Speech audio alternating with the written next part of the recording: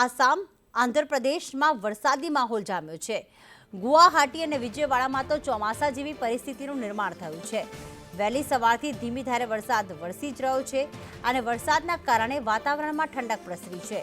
વરસાદથી રસ્તાઓ પર પાણી થઈ ગયા છે।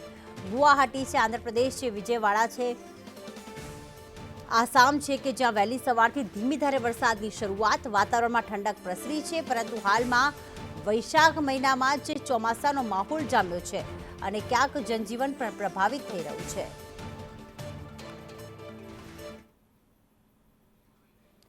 તો ખાસ આસામ છે, આંધ્રપ્રદેશમાં વરસાદી માહોલ જામ્યો। આજે સવારથી જ ધીમી ધારે વરસાદની શરૂઆત થઈ ચૂકી છે। ગુવાહાટી અને વિજયવાડામાં પણ હાલમાં ચોમાસા જેવો માહોલ જોવા મળી રહ્યો છે।